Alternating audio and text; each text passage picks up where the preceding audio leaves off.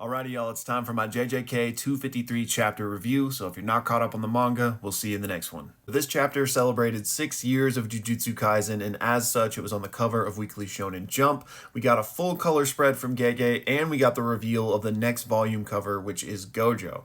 Now, I made a whole video talking about this cover, so check that out if you're interested.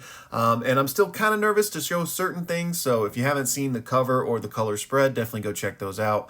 They were beautiful. The color spread wasn't of a page in this chapter, but it was of the moment Maki stabbed Sukuna, and I might be talking a little bit about that in another video as well. But let's get into the actual chapter now. So this chapter kicked off with a really cool homage to this moment where everyone's talking about how Gojo is the strongest, except in this case it's Gojo, Meme, and Nanami being asked who is the strongest first grade sorcerer, and they all say Kusakabe. Kusakabe is also asked, and he's like, please don't say me.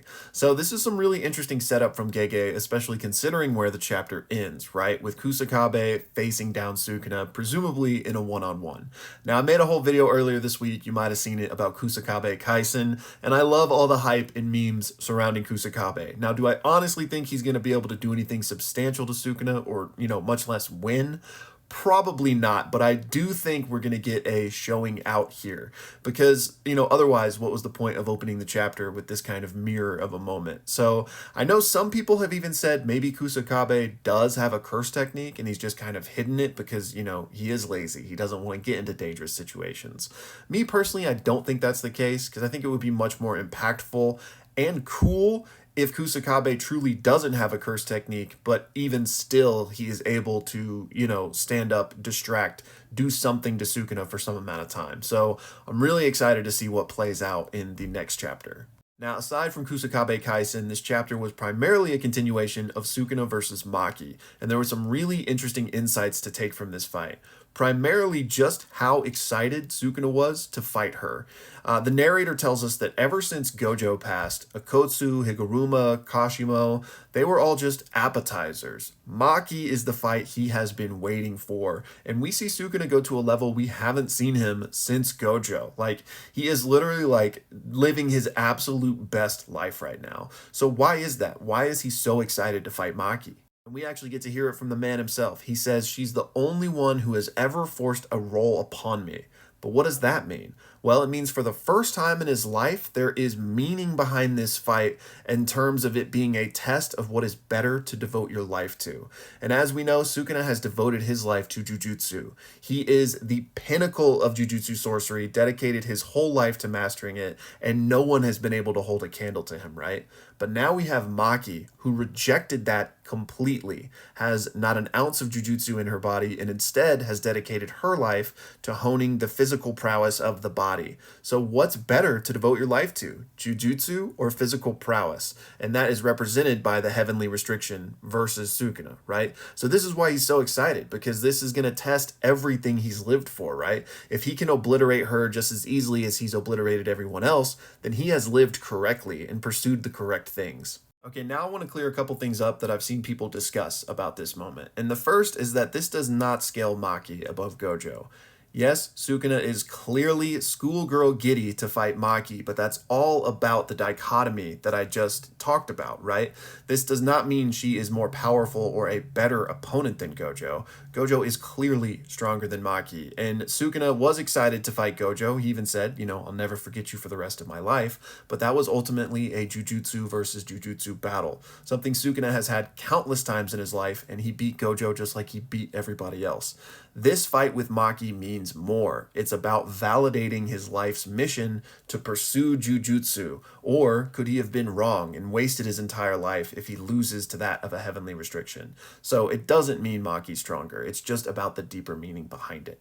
And then also from this same moment where it talks about ever since Gojo passed and then lists Akotsu, Higuruma, and Kashimo, I've seen a lot of people taking that as evidence that all 4 of those names have passed on. But no, it was just talking about Gojo in terms of passing on. The other 3 were just listed separately from that. So it was like Gojo has passed, comma, and since Akotsu, Higuruma, and Kashimo have just been appetizers. Clearly Kashimo's also gone.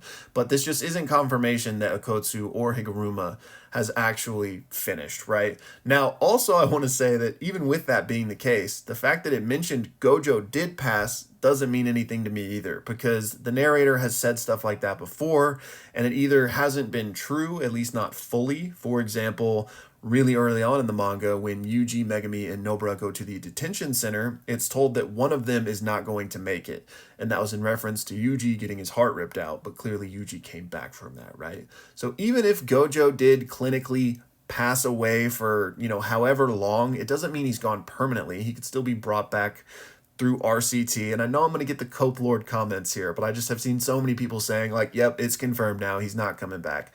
Not true. That statement means nothing as far as that goes.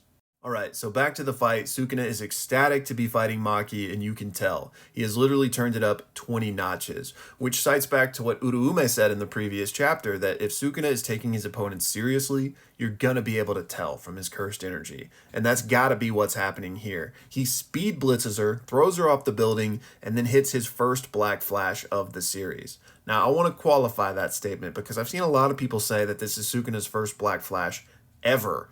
And there's no way. I refuse to believe that. Everything we're told about Black Flash, that, sorcerers that haven't hit it are here. Those that have hit it are all the way up here. There is no way that Sukuna, the king of curses, the pinnacle of Jujutsu, had never hit a Black Flash before this. He probably was littering people's bodies with them in the Heian era. But I would love to hear y'all's thoughts on this below. Do you think this was literally the first time he ever did this? If so, that's crazy and everyone's gonna die. But that out of the way, I think this is just the first one we've seen. But even still, everyone is probably going to get screwed because this means his cursed energy output, everything is going back up, right? He's operating at 120% of his potential. All of the detriments from the Gojo fight are now going to start being removed. And if they already couldn't beat him, how are they going to be able to beat him when he starts going back up? Now, I talked about this a little bit in a video yesterday, so I'll keep it brief, but this is just another notch in the Gojo's coming back column for me. Like, they need him to deal with Sukuna if Sukuna is going to start amping up. The only other option, really, is if Megumi can nerf Sukuna, and I don't think even if he comes online that he's going to be able to nerf Sukuna that much. So I really think we're going to have to see Gojo again. I forgot there was one other thing I wanted to mention about the whole Maki heavenly restriction and Sukuna getting amped about it moment, and that is the comparison he makes to Yuji, saying that unlike the brat, she was able to throw it all away, which is definitely, more pushing towards Yuji indeed has a heavenly restriction. But I'm going to talk more about that in its own video because it deserves it, but very interesting. Anyways, after the Black Flash, we're back with Kusakabe Kaisen walking down the King of Curses himself. Now, I already talked about this earlier, but I'm just excited to see what he's going to show us. And where are Yuji and Choso, right? Presumably still healing after what we saw in the previous chapter, but I've actually got some additional thoughts on that tie into the whole Yuji heavenly restriction stuff, so you'll have to check out my video on that for more info. Coming soon. And finally, y'all, I've got a few sponsored questions here that made sense to throw in at the end of this video. So the first one is from Belted and wants to know, what do I think Sukuna's fate will be? And ultimately, I do think Sukuna is going to get taken down. It's just a question of how. Is it going to be the students? Is Gojo going to come back? Is it going to be the merger? Regardless of how it happens, I do ultimately see him going down. But, and I've talked about this before, I would actually be on board if this ended with Sukuna winning. I don't want that to be the outcome, but if that happened, I could get behind it. Next up, we got this question from Vesuvius, who wants to know, how can Maki use the Soul Split Katana? So I'm assuming you're asking literally how and not how did she get it, but just in case, you'll recall that her sister Mai traded her life energy basically to create the special grade cursed object. So that's how she has it, but she can use it because of her heavenly restriction. This is what we're told. In order to fully utilize that blade, you have to have eyes that are capable of seeing the souls of inanimate objects. And Maki can do that because of her heavenly restriction and because of the fact that it is fully realized ever since Mai passed away. And then finally, we have yet another point in the saga of Kashimo versus Akotsu. Wanted me to reiterate how Akotsu, in most cases, low diffs Kashimo. Now, again, I wouldn't say it's low diff, but yes, Akotsu beats Kashimo. Anyways, y'all, that's going to do it for this one, and I will see y'all in the next one.